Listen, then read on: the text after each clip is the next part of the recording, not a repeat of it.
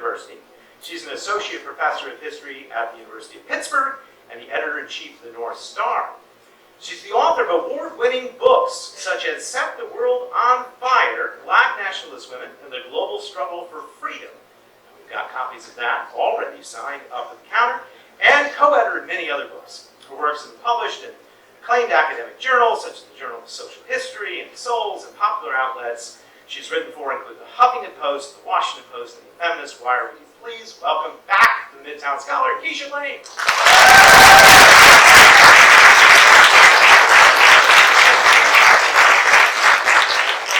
Now, Imani Perry is the Hughes-Rogers Professor of African American Studies at Princeton University, where she also teaches in the programs of Law and Public Affairs and Gender and Sexuality Studies. She is a native of Birmingham, Alabama, and spent much of her youth in Cambridge, Massachusetts, and Chicago. She's the author of several books, very incredible books, including Looking for Lorraine, The Radiant and Radical Life of Lorraine Hansberry, and many others that you can get up at the counter. And her latest book is behind me. It's called Breathe, A Letter to My Sons, and she'll be signing this book after the talk. She lives outside Philadelphia with her two sons, Freeman and Isa. Thank you for being here, Professor Perry.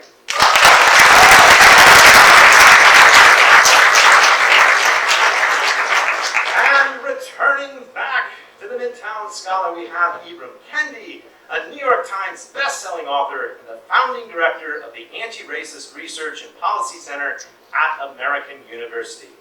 A professor of history and international relations and a frequent public speaker, Kendi is a columnist at The Atlantic.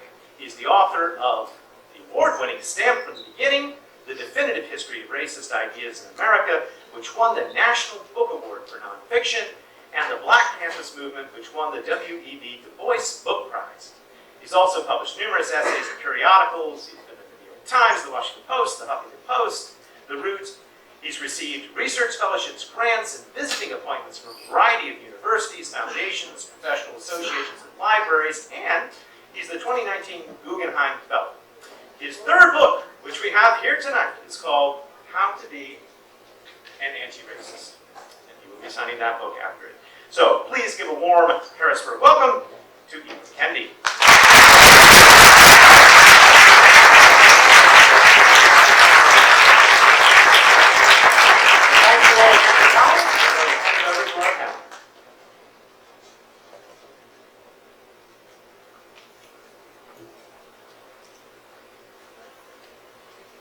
Good evening. So I'm going to read first. The book is titled Breathe, A Letter to My Sons. It's a bit of a departure for me. It's my sixth book, the second that is written for a general audience and by far the most intimate.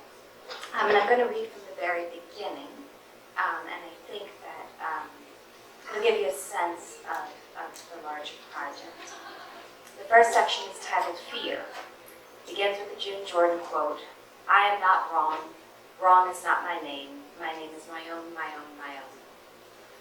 And then mine. It must be terrifying to raise a black boy in America. Everybody, and their mother and father too.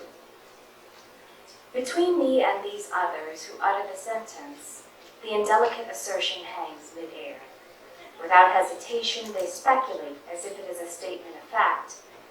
I look into their wide eyes, I see them hungry for my suffering, or crude with sympathy, or grateful they are not in such a circumstance. Sometimes they are even curious. It makes my blood boil, my mind furnace hot. I seldom answer a word. I am indignant at their pitying eyes. I do not want to be their emotional spectacle. I want them to admit that you are people, black boys, people. This fact, simple as it is, shouldn't linger on the surface. It should penetrate. It often doesn't, not in this country anyway. But no matter how many say so, my sons, you are not a problem. Mothering you is not a problem, it is a gift. I am tempted, but I know that prayers don't prevent tragedy. They hold you up as you pass through it, sometimes. Is it like stalking through a labyrinth, breathless yet deliberate, avoiding the snow-white minotaur? Maybe I am Theseus. Was it ever so apparent that we need to have this reckoning? Maybe I am Theseus, a living vocation, but also simply living with beckoning, and that is what it feels like. Its tenor and tone shift with the shadows of each day, but it is always there.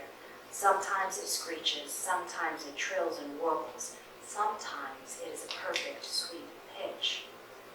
Sons, I know you have heard about the abolitionist Sojourner Truth. She has slipped out of the pocket frequently for Black History Month bona fides. Her story is fairly told 1,000 times over each day in February. Lacking potency even more than accuracy, the tellers make her, as you well know, both melodramatic and frankly boring. The truth is better. In 1826, Truth, enslaved in New York, ran away from her captor. She was due to be freed by dint of the gradual emancipation statute, but she suspected her owner was trying to find ways to keep her, so she got herself free. 2 years later, her son, Peter, who was also due to be freed, was sold away to a plantation in Alabama in violation of the New York State statute.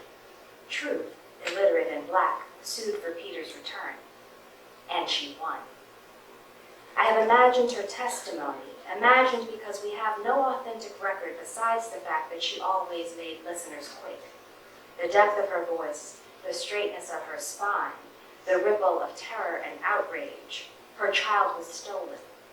I imagine Peter, too, down south for the first time, facing rows of cotton. Maybe his fingers bled. Cotton is rough. Maybe he stood in a parallel road to one of our people, ones who had only had Alabama's cruelty. It could be that a grand of ours fashioned him a straw pallet, made it extra plump to soften his fate, fussed at him. Boy, eat, when he couldn't stop crying and snotting, mumbling in Dutch, missing his mama. Long, miserable nights before, like a miracle, he got to go north, back home. So many mothers, many thousands more, never saw their children return. They witnessed only departures, theft, except perhaps on some private Pentecost, days full of unexpected grace in dreams or in the afterlife, or all three. In the flesh, on the block, they trembled. Buyers admired the evenness of form, the power, the things I admire, your sinewy strength, the eyes that tend towards vigilance, beautiful to me, valuable for human thieves. Mothers like me once had no recourse, no power to hold off the lash, to hold on indefinitely, to fight back when they crushed your heart and life. I think back then I would have been like Frederick Douglass's mother. I would have bared one of my scars, like the one on my knee from a bit of flying charcoal when I was 6, and told you to remember me by it, in the crowd of endless labor to know me by it. And if I didn't have a landmark on my flesh, I would have made one for you, carved it into my right arm, a knifed X for your mother. So you know, this life we have is grace.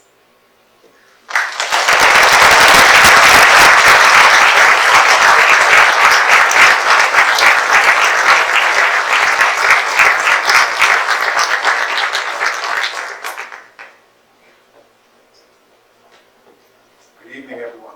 Good evening. Excited to be here.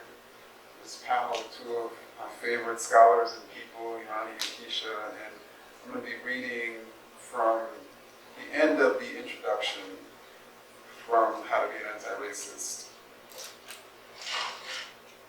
Is that okay?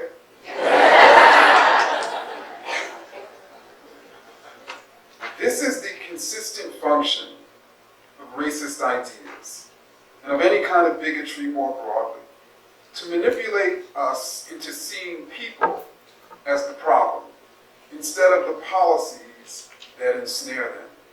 The language used by the 45th President of the United States offers a clear example of how this sort of racist language and thinking works. Long before he became president, Donald Trump liked to say, laziness is a trait in blacks. When he decided to run for president, his plan for making America great again, defaming Latinx immigrants as mostly criminals and rapists and demanding billions for a border wall to block them.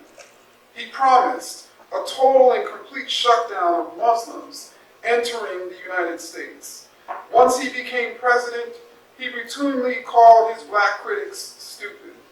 He claimed immigrants from Haiti all have AIDS, while praising white supremacists as very fine people in the summer of 2017. Through it all, whenever someone pointed out the obvious, Trump responded with variations on a familiar refrain. No, no, I'm not a racist. I'm the least racist person that you've ever interviewed, that you've ever met, that you've ever encountered. And can I say now that you've ever met anywhere in the world? That's not in the world. Trump's behavior may be exceptional, but his denials are normal. When racist ideas resound, denials that those ideas are racist typically follow. When racist policies resound, denials that those policies are racist also follow. Denial is the heartbeat of racism, beating across ideologies, races, and nations. It is beating within us. Many of us who strongly call out Trump's racist ideas will strongly deny our own. How often do we become reflexively defensive when someone calls something we've done or said racist? How many of us would agree with this statement? Racist isn't a descriptive term, it's a pejorative word. It's the equivalent of saying, I don't like you. These are actually the words of white supremacist Richard Spencer, who, like Trump, identifies as not racist. How many of us who despise the Trumps and white supremacists of the world share their self-definition of not racist? What's the problem with being not racist? It is a claim that signifies neutrality. I am not a racist, but neither am I aggressively against racism. But there is no neutrality in the racism struggle. The opposite of racist isn't not racist, it is anti-racist. What's the difference? One endorses either the idea of racial hierarchy as a racist or racial equality as an anti-racist. One either believes problems are rooted in groups of people as a racist or locates the roots of problems in power and policy as an anti-racist. One either allows racial inequities to persevere as a racist or confronts racial inequities as an anti-racist. There is no safe space of not racist. The claim of not racist neutrality is a mask for racism. This may seem harsh, but it's important at the outset that we apply one of the core principles of anti-racism, which is to return the word racist itself back to its proper usage. Racist is not, as Richard Spencer argues, a pejorative. It is not the worst word in the English language. It is not the equivalent of a slur. It is descriptive. And the only way to undo racism is to consistently identify and describe it, and then dismantle it. The attempt to turn this usefully descriptive term into an almost unusable slur is, of course, designed to do the opposite, to freeze us into inaction. The good news is that racist and anti-racist are not fixed identities. We can be a racist one minute and an anti-racist the next. What we say about race, what we do about race in each moment determines what, not who, we are. I used to be racist most of the time. I am changing. I am no longer identifying with racist by claiming to be not racist. I'm no longer speaking through the mask of racial neutrality. I'm no longer manipulated by racist ideas to see racial groups as problems. I no longer believe a black person cannot be racist. I'm no longer policing my every action around an imagined white or black drudge. I no longer care about how the actions of other black individuals reflect on me, since none of us are race representatives, nor is any individual responsible for someone else's racist ideas. And I've come to see that the movement from racist to anti-racist is always ongoing.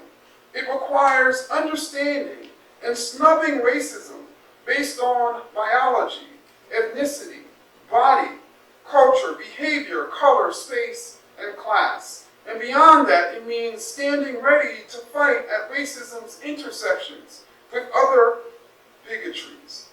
This book is ultimately about the basic struggle we're all in.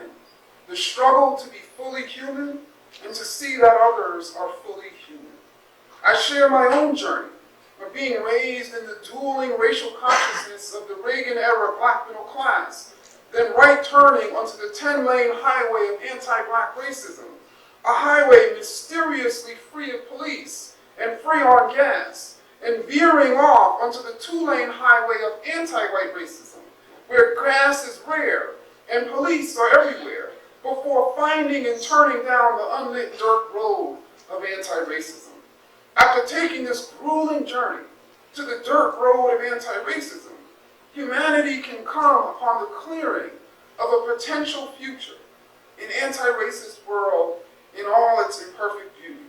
It can become real if we focus on power instead of people, if we focus on changing policy instead of groups of people.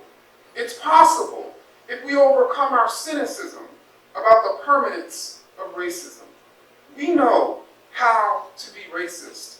We know how to pretend to be not racist. Now let's know how to be anti-racist.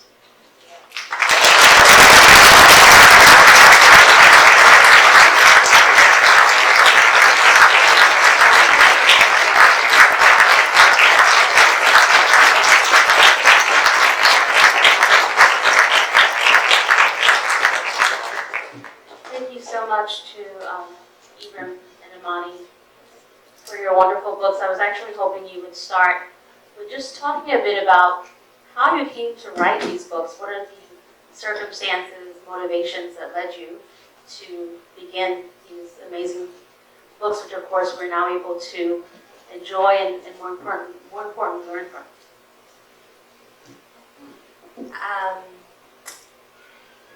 The book brings actually in the idea of my editor, Gayatri Patnaik, who's extraordinary, and it's partly prompted by her saying, well, you talk about your children all the time, and you particularly talk about them on social media.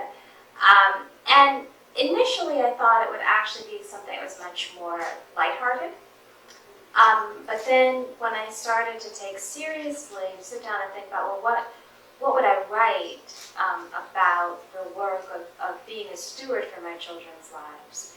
I actually turned into, in the Deep South, kind of working class black life in the Deep South as a kind of point of origin, but then also the literary tradition, the idea of ideas in black letters. And so you can see from the very beginning there's a direct engagement with W.E.B. Du Bois. The structure of the book itself is an engagement with Baldwin, with Richard Wright, with Toni Morrison, with June Jordan. And so really what emerged was actually finding a way to articulate the significance of this tradition and actually giving us the stuff of struggle, right? And also articulating the incredible beauty that exists in black life, notwithstanding the persistence of racism and in particular anti-black racism.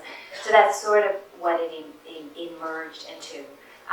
So all of that, and then also the fact that I gave my children veto power over what wouldn't be in the book. So that shaped it as well. For me, it was, so my last book, Stand from the Beginning, which I sort of narrated this history of racist ideas, but I also narrated the history of anti-racist ideas, and it was a sort of, the book had these 5 major characters. The last major character was Angela Davis, who said a few decades ago that it's not enough for us to be not racist, we must be anti-racist. And I found that that was a more useful term to describe the opposite of racist ideas, specifically since the producers of racist ideas had been self-identifying as not racist. So I couldn't use how they were framing themselves as the sort of term for the opposite. And so I wrote that book, and I would oftentimes, when I spoke about the book, including here, I would urge people to be anti-racist. And for many people, that was new to them. Many people had been taught to be not racist. And so the more I sort of urged people to be anti-racist, the more people were like, okay, you got to break that down. Like, what does it mean to be anti-racist? How can I be an anti-racist? And the more people asked me that question, the more I realized that I had a book on my hands. So one of the things that I noticed in reading both of your books is that you both engage, similar authors, but you both engage W.E.B. Du Bois, and particularly his Souls of Black Folk. You talk about double consciousness, which of course comes up in both of your books. Not just sort of through your own experiences, but just broadly speaking, how you engage this concept of the sort of internal conflict of what it means to be American and African American. So this formulation of double consciousness, which takes on so many different forms. I'll talk about engaging it in one particular way. So one of the metaphors that he uses to describe it is the veil, right? And if one thinks about a veil, right, it is one wears a veil, you can see, you cannot see inside, but one can see outside of the veil. So life within the veil or life behind the veil. In some sense, articulating Black consciousness, kind of third existing as having a consciousness of Americans from the outside in, as well as having this kind of interior space. But for me, what is also really resonant is in Black folk tradition, the veil is a symbol or call, is when children are born with a membrane across their faces that gives them the gift of second sight. They can see ghosts, they can see into the future. In the past, they have a sophistication, and I think of that as actually having a practical implication, right? That to be Black in the United States, one has to think outside of oneself and also inside. So it is a metaphor that is put to practical application. But it's also, again, about the tradition, the invocation of a folk tradition, which is so central to Souls of Black folk, right? And I think in terms of imparting this to young people, and this resonates directly, and Ibram and I had this wonderful long conversation for, what was it, afterwards? And I asked him questions about this as well, but this notion of coming of age as a Black person, in particular as a middle class Black person, and resisting the impulse to distinguish oneself from the larger body of Black people, in part because one is constantly aware of the general perceptions of Black people, right? And that, I think, as a very, part of the task of double consciousness is also not to be seduced by the third person consciousness, right? But to actually hold on to a sense of one's value that is not attached to distancing oneself from a larger Black population, but actually understanding the points of identification and the necessity of advocacy, right? The necessity of a struggle that's not just dependent upon your own experience, but the larger community. Yeah, I think to add very briefly to that, I think another, particularly with the last form that Imani mentioned, I had a chapter entitled Dueling Consciousness, and it really sort of talked about how in many ways I was raised by my parents with this tremendous Black pride, but then a simultaneous sort of yearning to be white, which was deeply in contradiction. Right, it was this sort of what Du Bois called this sort of inner strife, and so I talk about that sort of double consciousness among Black people, but then I also talk about a sort of double consciousness, or I should say, dueling consciousness among white people too, and so with white people, particularly as it relates to the Negro, to use Du Bois's term, it is simultaneously this question of whether Black people can become white. So with some white people claiming they can become white, and others claiming they cannot become white. And for many white people having both ideas sort of confronting each other within their own minds. And I think we've talked a lot about the double consciousness of Black people, and I wanted to sort of emphasize this sort of double consciousness between, like, let's say, a Blue Lives Matter and All Lives Matter.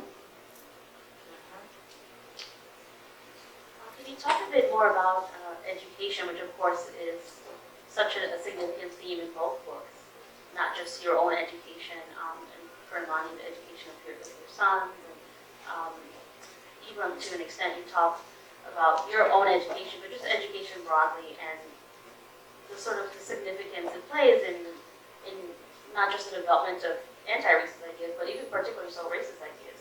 You both talk about education broadly. I mean, I come from a family in which education is a sort of incredibly intensive significance. My grandmother, who cleaned people's homes for a living, and then worked in the hospital, that sent 12 children to college out of Jim Crow, Alabama. So, this idea of, and education not, I think it's really important that in my family culture, the notion of education was not for employment, it was for the expansion of who you could be, right? So not an instrumentalist notion of education. And as many of us have heard, right, people would say, it's the one thing they can't take from you, right? No matter what, right? And so, but there's also this piece, and I'm going to veer a little bit away from Reed to make this point, that I think is really, for scholars, and for me as a scholar of Black study, we work in Black studies, and I think we all have stories of this. I wrote this book called May We Forever Stand, which is a history of the song Lift Every Voice and Sing, which is a song known as the Black National Anthem.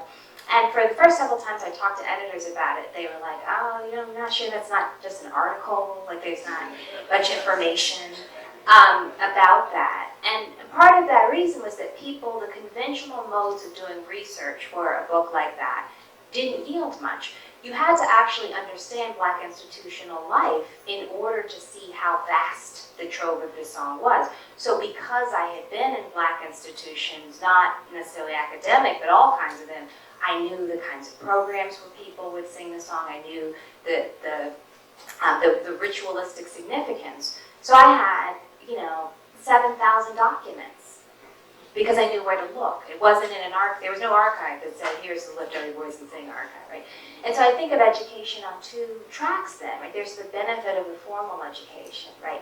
And in particular, the kind of insurgency of Black studies in formal education. And for me, part of that is the education that happened for me outside of schools, right? And how much of that has played a role in both what I do as an educator, but also what I do as a parent. Yeah, and I think one of the sort of through lines in this text, particularly within the personal narrative that I share, which is literally this sort of journey, is in many ways it's an educational journey in which from early on, since the time I was in high school, I was trying to sort of answer the question, what or who is the problem? And what I mean by the problem, the racial problem. And I was constantly, seeking to answer that question. Is it Black people? Is there something fundamentally wrong with Black people? Is there something fundamentally wrong with white people? Is there something fundamentally wrong with both Black people and white people? Is there something wrong ultimately with power and policy? And how I sort of was educated. I think I have a few sort of anecdotes from an actual formal classroom, but the vast majority of my education was things that I was experiencing, mentors, like these two Black feminists who I went to grad school with, who sort of educated me formally and informally outside of the classroom, and even things that I was sort of witnessing, in which experiences would sort of force me to put up a mirror to my own self and my own ideas, and I didn't really like what I saw, and so I sort of decided to change. Can you talk a little bit about some of the challenges you encountered in writing these books, and whether these are external and or internal, if you want to address both. But what are some of the challenges that you faced? And I think the question, and we had an off-the-record little mini discussion about this last time we saw each other, about, you know, the intimacy, right? And the revelation of illness, of personal tragedy, of heartbreak, and that, you know, it is always a kind of incredibly intensive, rigorous project to do the work of Black studies that is in a serious way, right? Because it requires the mastery of like conventional disciplines and then also these other ways of getting information and grappling with all of it, and always at least two bodies of literature and all these sorts of things. And then so that is always there, but then the level of actually connecting it to not just your life, but your body, your person, right? And trauma, as well as the depth of love. Both of those are very scary to expose. And so, so demand, you know, the kind of requirement of oneself to have the kind of courage to do justice to the story you're trying to tell. I think that was the hardest part for me. So I think two things pop in my head. First, trying to get information out of my parents. See, I gave up on that. Yeah. You know, like I want a small detail, but they want to give me a 2-hour lecture about something. And then when I'm like, well, actually, no, I just need to know this. No, you want to hear all this other stuff first. And so, you know, having to sit there patiently and then pushing back and then, you know, then being like I'm disrespectful. So, you know, just that, of course, was extremely difficult. And but then again, that's what we have to do with traditional sources, right? When we go and interview people for books, you know, at least with our parents, we in a way can push back, right? With a traditional source, you just have to sit there and just, you know, hope that they get to the point of your question. So of course that was difficult, and then of course there was certain, you know, I'm critical of not only myself in the text, but also my parents in certain types of ways, and so, you know, there was some negotiation there for a PC term, but then also, I mean, I was after the book is I think 17 chapters, 18 chapters, and, you know, obviously after writing the 5th chapter, I was diagnosed with cancer, and so I wrote the last 13 chapters while sort of fighting stage 4 colon cancer. So, but the good thing, again, for the lack of a better term, is in many ways, I felt like those first 5 chapters that I wrote, like it literally took me about a year to write those 5 chapters, and that was before the cancer. And I don't know, I felt like I wasn't sort of portraying and using the right register, but for whatever reason, the writing came easier. You know, when I was sort of writing at the same time I was going through chemotherapy, and also, you know, after my surgery. And I think that was because, in many ways, I think because this was the follow-up to Stand From the Beginning, and Stand From the Beginning was highly regarded. Like I was like, I don't want to be a one-hit wonder, and I want to, you know, put out. The first book was phenomenal too, though. I'm sorry. You know, I want to be able to put out multiple great books like Imani, and you know, but and so I think when I was diagnosed with cancer, I just wanted to finish the book, right? And I didn't even know whether I would be able to even finish it, whether I would even live to see it being published.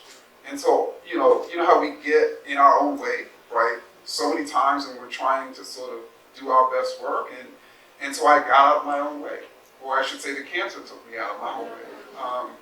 And I think, so therefore I think within the next 8 months I wrote the final 13 chapters. Can I ask a little follow-up? Because that is so profound to me, and one of the things I often feel is that in moments of serious illness, there's something that happens where you almost, like the body contracts and you're weak, but then there's something like your spirit expands. and it somehow allows for the imaginative and creative work to emerge. Did you? I think so. I mean, that's really what it was, because I think I was just so focused, right? And nothing else mattered. And in many ways, I wanted to be so focused, because whenever I lost focus, I would feel my symptoms from my chemo, or I would think about my mortality. And so in many ways, I don't know whether it was that for me. In the book, Ibram, you draw this parallel between racism and cancer, and you make the argument that we should address dismantling racism in sort of a similar way that the cancer is treated. Can you talk a little bit about that? And also, Imani, could you then talk about some of the advice that you give to your sons in the book about how to deal with racism in America? So I think first and foremost, the sort of parallel that I drew and that I draw is that first, it is extremely difficult, and I'm sure some people in here have faced cancer or have a loved one who faced cancer, and when you're not, I think typically people ask why me, right? Particularly if they don't have risk factors, particularly if they don't have a family history, and I didn't have risk factors or a family history. And so first, it's accepting that you have such a serious illness, right? And it's very difficult for people to accept that they have this serious illness of racism. And in the way that it's very difficult for people to accept that they have that they have metastatic stage 4 cancer at, 35 years old. And so I think, first and foremost, we have to accept that, right? We have to stop denying it. And because if we continue to deny it, it will kill us. And it will kill our country. And then secondly, the way we treat cancer, metastatic cancer, is the way we can treat metastatic racism in our society. And so typically, doctors have a local treatment and a systemic treatment. So the local treatment, they go in and surgically remove the tumors of racist policies. You literally remove the racist policies from institutions, from society. But then they also have a systemic treatment in which they literally flood the body. They flood the body politic with anti-racist policies, which then have the capacity to reduce racial inequity, which have the capacity to prevent the reoccurrence of racial inequity. And then, through those local and systemic treatments, if they're able to free the body of racism, if doctors are able to free the body of cancer, they don't stop there. They continue to watch the body very closely, right, to make sure there's not a reoccurrence. And so all of those are the types of things that we can do if we have the political will.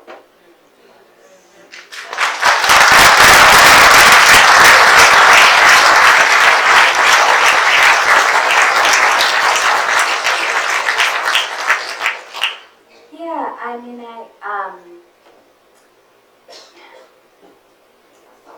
I think I struggle with the concept of advice, because there's part of the reality of the terror that is associated with being Black in the United States is that there's a kind of sense of immediate terror of violence, right? But then there's also the question of a kind of terror that comes from the unreliability that if one does things the right way, that one will have particular outcomes, that in fact is the kind of way in which racism is terrorizing and the frequency with which we find ourselves blindsided in every possible walk of life, whether it's medicine, it's in the physician's office, it's in school, it's at work, it's driving, it's right. And so I wanted them to have to notwithstanding that reality, to not believe in the lie of white supremacy. That is one of my sort of most essential lessons. I also am very clear that I want them, I have refused to clip their wings, right? And so to have a sense of possibility. My mother always says, you raise Black children as though the world were free, but also to know that it's not. Right, so that they have a sense, an expansive sense of their own possibility and imagination and growth and exploration, and then know that they are likely to face adversity, and that the adversity is not in fact a sign that they are inadequate or inferior. And also to embrace joy and beauty, and that's part of, in some ways it's more of advice to parents, right? Because we can become overwhelmed by our anxiety and our fear and our protectiveness. And then there's also I talk a lot about the pursuit of excellence. I use Thelonious Monk as a metaphor, and I say to them to do it like Monk, right? So in the sense of this sort of the exercise of excellence with all its permutations and combinations, Monk would go over and over again with the same song, right? And you'd have a different iteration each time. And I think that, to be in the full thrall of one's humanity and existence in a celebratory fashion, and to find people who share a common sensibility, right? A sense of common purpose, a sense to believe in intimacy, to let go of the ideals of patriarchy is a big part of the lesson, and that, to not need to sort of be above other people, but actually to try to find communion of spirit with other people. Those are the kinds of things that I'm asking, and this is it's in the book, but it's also our day-to-day kitchen conversations, right? To try to talk about what it means to be a full human being. And I think all of those are actually essential elements to becoming justice warriors. I think that to actually sort of pursue some of these paths, you have to have a deep sense of your own value and possibility in your life, right? I think as Black people, and as opposed to, there's a particular type of iteration of struggle that fixates solely or even overwhelmingly on deprivation, but we have so much abundance, right? And I want them to revel in that. If I could ask you, and part of the reason you opened saying that you didn't want to necessarily give them advice is part of that because if, let's say, they follow or don't follow the advice and they become a victim, let's say racist violence, then you don't want them blaming themselves. I do not want them blaming themselves. And I also, we also have this hope that our children can figure it out better than we can, right? And there's a way in which we kind of become too doctrinal. We don't give them the space to figure out, to imagine another way. But then, so I say that on one hand, but it's also, it's a resource-rich life. I'm so excited about your book project with Jason Reynolds, with Children's with the Stand. Y'all know this is coming? Jason Reynolds is rewritten, stamped from the beginning for YA audience, middle school and high schoolers. Yeah. And that's important for all of our children, right? To have, so what part of what we give them is the resources, right, to actually imagine better. Well, with so much going on right now, I think in this quote-unquote age of Trump, there are so many reasons to be pessimistic, and I'm struck by the fact that both of your books end with this very optimistic but hopeful message. Can you talk about hope? Where it comes from? That would be helpful too, because I think many of us could use some encouragement today. I think for me, it comes both from history and philosophy. And so from history, there's just been so many examples in which the impossible happened. And probably the most impossible thing that has happened in the modern world was probably the Haitian Revolution. That's probably right up at the top. For those of you who aren't familiar with the story of the Haitian Revolution, you're talking about that Haiti at the time, Saint-Domingue, was the most profitable colony in the world, any European power in the 1790s. So it was the jewel of the French Empire. And in 1791, enslaved Africans, sort of fired up by a man named Boukman, sort of launched what became known as the Haitian Revolution. And between 1791 and 1804, when they stood up and declared Haiti an independent, the first free Black republic in the Western Hemisphere, they defeated their local slave owners, as well as armies from France, England, and Spain in succession to win their freedom with no military training. And so essentially the jewel of the French Empire was lost. It totally changed the course of the Western Hemisphere because Napoleon lost his mighty army. In Haiti, he decided to sell Louisiana. Well, there was a Louisiana Purchase in 1803, which doubled the size of the United States. I can go on and on, but I get it from history. And that's one example. Even the example of 13 small little scrawny colonies stating that they were going to defeat the mighty British Empire, which people thought was crazy. And then also philosophy, that you literally have to believe that change is possible in order to bring it about. Those enslaved Africans believed that they could defeat the mightiest armies in the world in succession. And everybody thought they were crazy, but they didn't think they were crazy. And we have to essentially believe we can do and survive racism against all odds.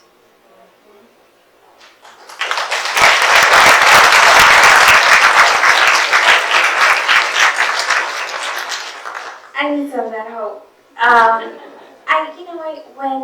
When Trump was elected, I found myself overwhelmed by a very particular kind of rage. And I thought, my mother grew up in a white nationalist state in Birmingham, Alabama, and expended in Jim Crow, Alabama, spent almost the entirety of her 70-plus years of her life fighting against the ideology of white supremacy and exploitation and abuse of power, right? And here we were again. And it made me angry, and then it's also this question, I found myself repeatedly asking this question, okay, now we are 400 plus years in, right? Are we still going to do this? I mean, this is a very real question for me. So 10 years ago, when people would say to me, why do you believe that, when I wrote a book that was on the structure of racial inequality in this country and how to struggle against it, and they said, why do you believe that this is possible? And I would say, well, I come from Alabama, and we had this incredible social revolution in the mid-20th century. I don't have that same sensibility anymore. But I also I think that there's an ethical imperative for a parent to have hope. When you bring people in the world, you have a responsibility to work towards making the world the kind of place that is worthy of their incredible beauty. And so hope is a practice for me more than a faith.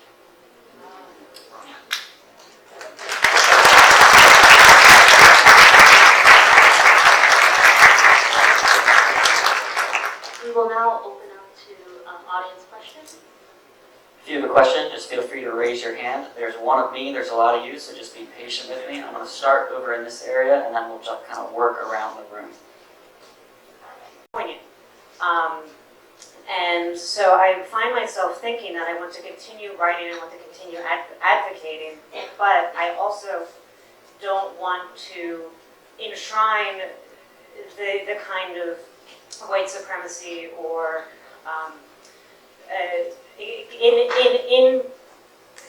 I guess my voice is consonant with the seats of power. And I don't know if I can continue to speak loudly, because that might continue the problem, if that makes sense. So I think the way that I can sort of relate is let me just say, I do agree with the premise, which is that for a white person who's deeply racist, they're more likely going to listen to what you have to say than what the three of us have to say. But that doesn't necessarily mean that in sort of seeking to communicate anti-racist ideas, or even sort of black ideas or the ideas of other people of color to these white people, that you can't continue to sort of go to the well of, let's say, black scholarship. And the way that I sort of relate to that is, as a man, I recognize that other men, other deeply patriarchal men, are going to be more likely to listen to what I have to say about gender than they would Keisha and Imani. So what I do is I'm constantly reading and studying Black feminist sort of literature, and what I'm seeking essentially to do is to be a translator. And to be a translator to those men, because I recognize that they're going to hear what I have to say in a way they're not going to hear from other women. And just as a little piggyback on that, I mean, I think, and there's a wonderful example, if you haven't yet read the book, is in Ibram's citational practices, right, which I think is a model, so that, because you always, when you decide to cite or reference people, that's a way of sharing power, right, and all of these sort of political ambitions to make a more just society operate through structures, through communities, through organizations, through whether we're publishing houses, right, and so even if I think there is always value in speaking loudly for justice for everybody, so I want you to continue to do that. But I think the question is always, how do we share power in the institutions that we occupy? Just first of all, to have any one of you on the stage, let alone all three of you on the stage right now, is amazing, so thank you for that.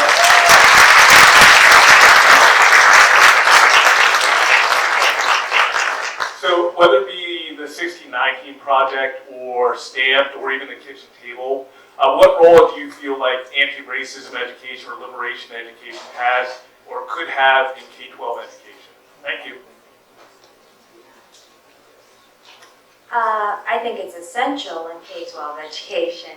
I mean, I'm actually working on with a group of scholars on a curriculum project, an archival project, which may turn into a curriculum project, but there are incredible archives in schools in the segregated South that are essentially either unprocessed or very rarely available, so that even when they've been collected, and many of them collected, and so we're trying to gather all of them.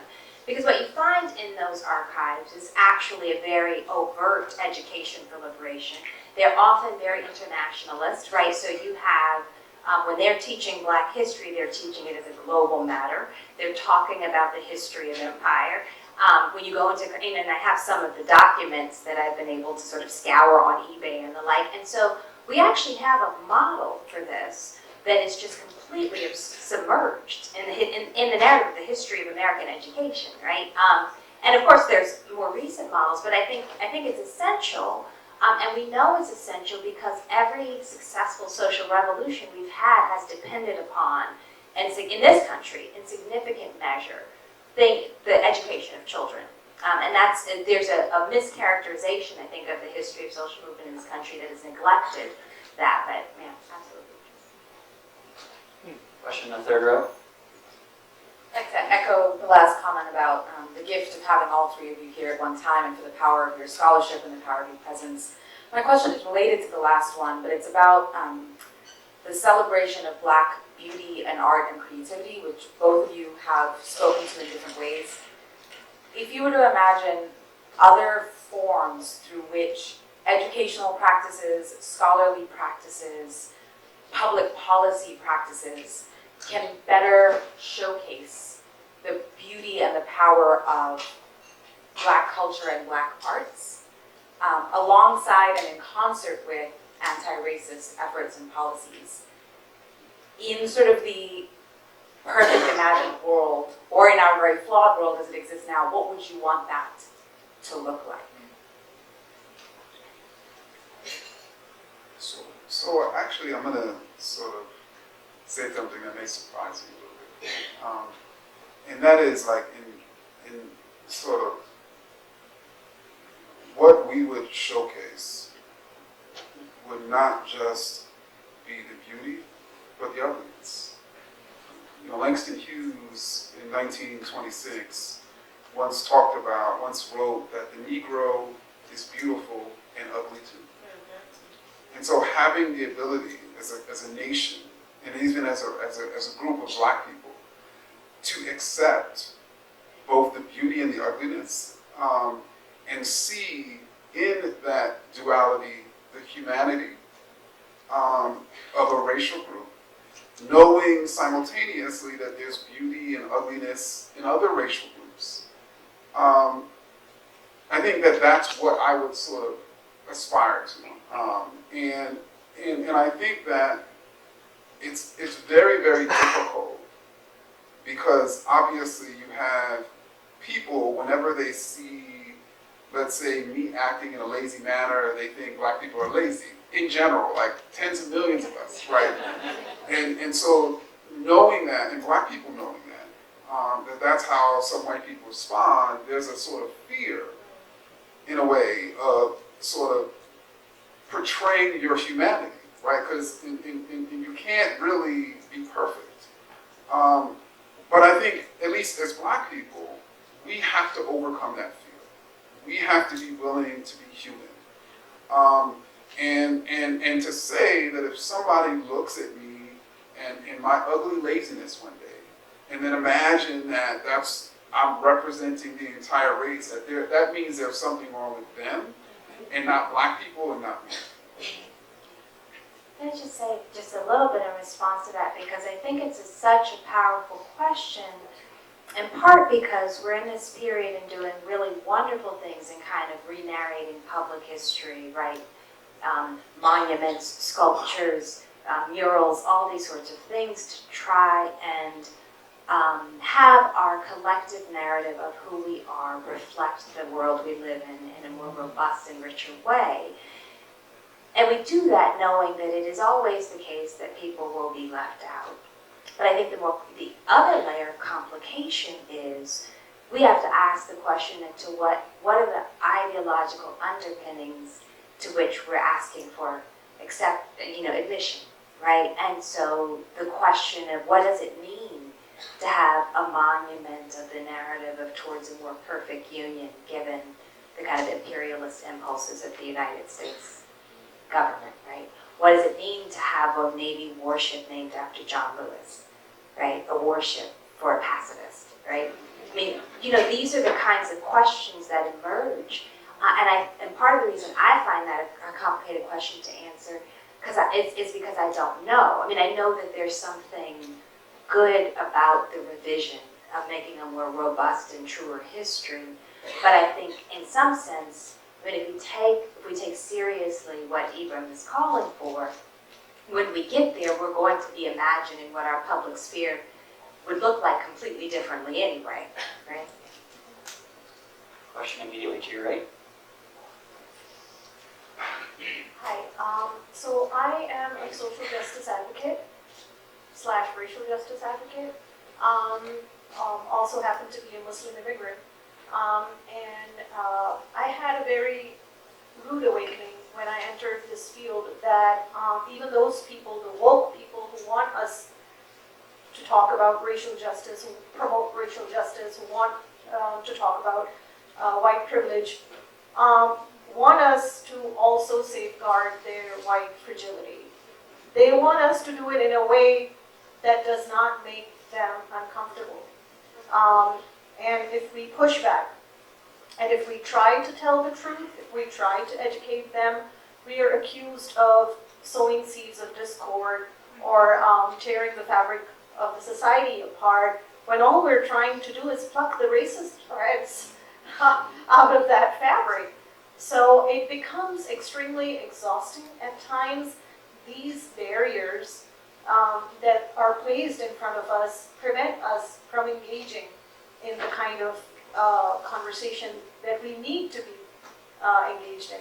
So is there any piece of advice or self-care as well that you can offer to someone like me who is engaged both professionally and personally in racial justice work?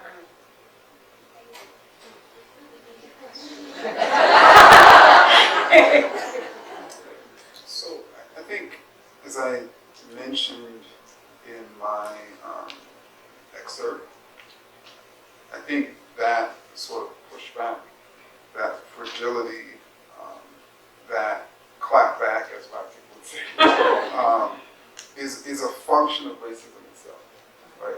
And so what I mean by that is when someone denies that they are racist after you, let's say, charge them as being racist, that is something that we should expect.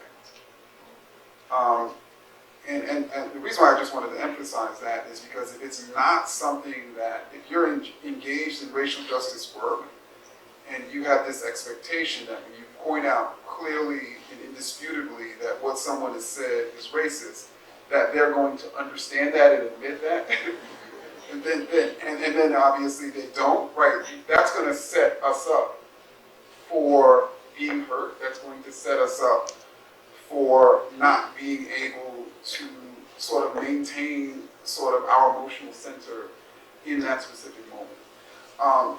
And so I think that I just wanted to sort of mention that. And also, what I try to do when people sort of deny that they're being racist and they say that they're not racist and they're adamant about it, and they say, no, I'm the real racist, or I'm the one who's sort of cutting up America and they're trying to bring America together. And, so what I try to do is I ask them, okay, so you're saying that I'm a racist and you swear that you're not? So that means you must know what a racist is. I ask them to define the term racist. The reason why this is critical is because typically the people who swear that they're not racist don't even know what a racist is. They just know that they're not it.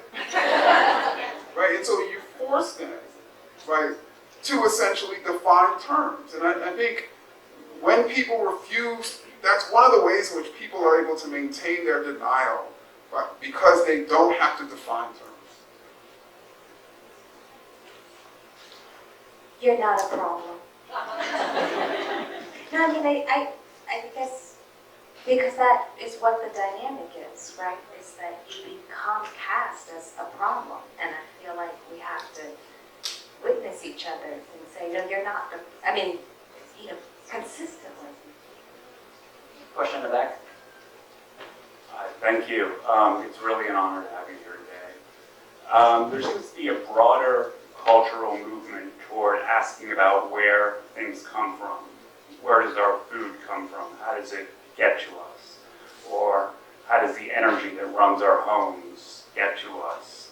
How do our products, whether it's our clothing or electronics, get to us? And what you've really done for me is something deeper and more profound, which is ask the question of how do we get our ideas?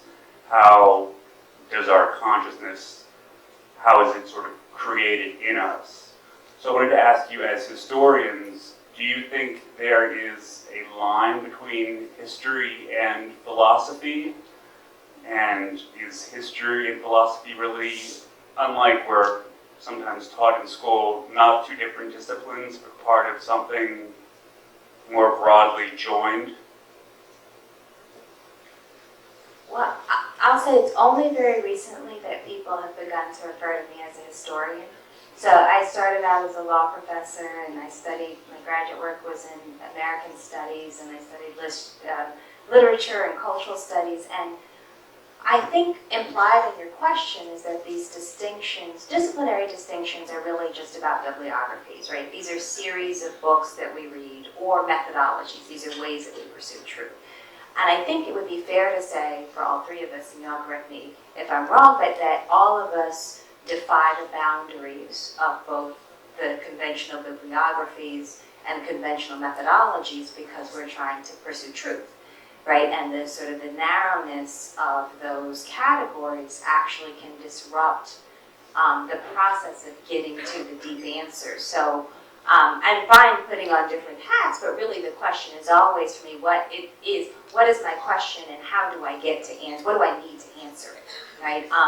And oftentimes when those are questions that are, have a deep and immediate moral and political and human significance, the idea that you're only supposed to pursue them in a particular way can actually undermine the fire in your belly to answer the question. And so, so yeah, I believe in the breach of the disciplinary boundary.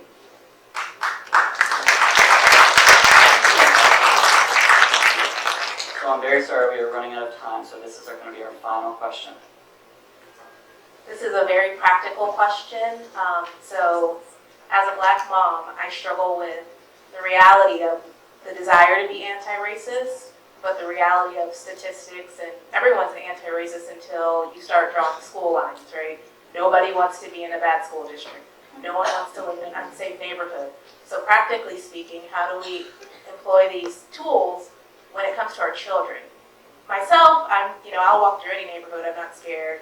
I've gone to non-Ivy League schools and I'm fine, but you always want the best for your children. So practically speaking, how do you start employing these tools for your young children, in spite of statistics and school line, property zones, and all of those things that we deal with in real life outside of the theoretical frameworks of anti-racism?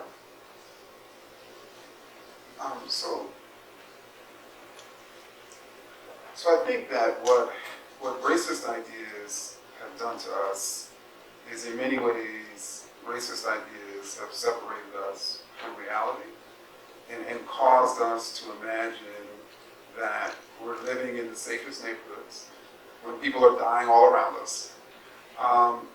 And we're living in neighborhoods where we don't get robbed, where people are constantly being robbed of their life savings, while in other neighborhoods they're just getting robbed of $20.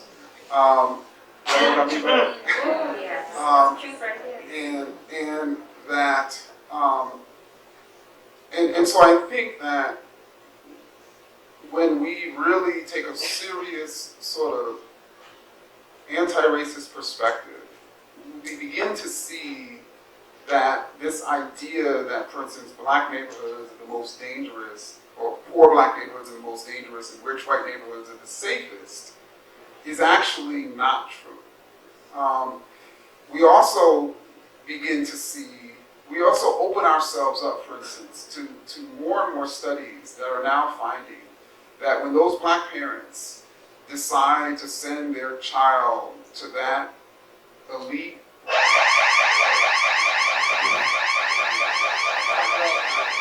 white school. Somebody went out the back door.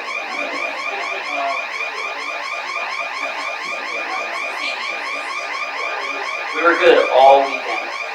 All weekend.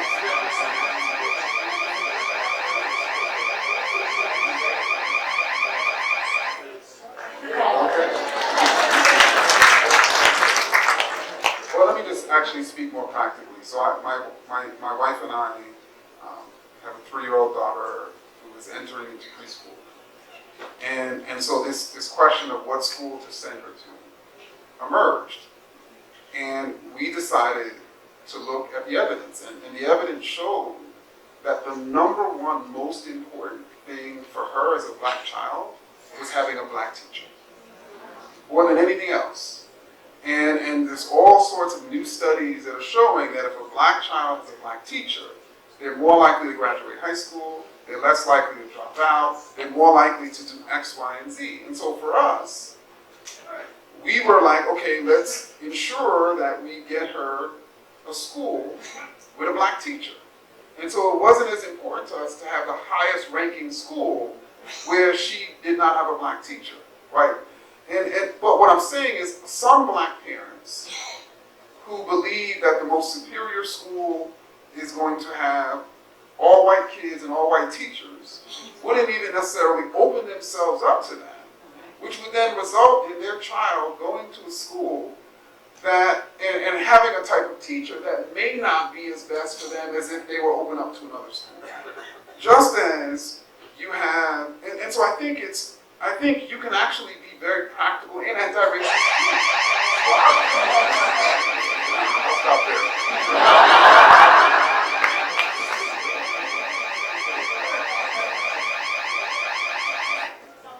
So,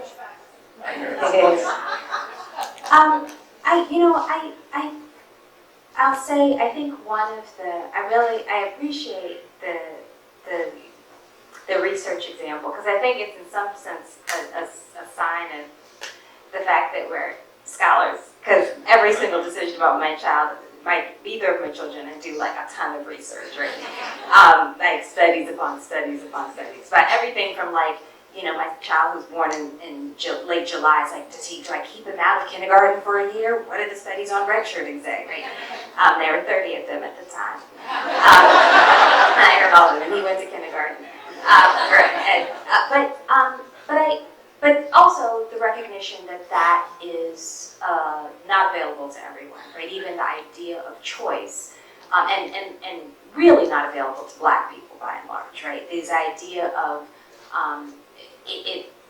of being able to make a series of choices about where your child will be, where they live, what activities they'll participate in, what school they go to, is remarkably rarefied for Black people. And so I think that that choice making is incredibly important. I think everybody wants to do well by their children, and you make choices accordingly. For me, the part that is insurgent, that is pushing back, is actually to distribute knowledge widely, to not engage. One of the primary forces of racial inequality in the society is opportunity hoarding, right? And so I refuse to hoard opportunities. So every chance I get, I am sharing with everybody, and not with Black people, but with working class and poor people in general.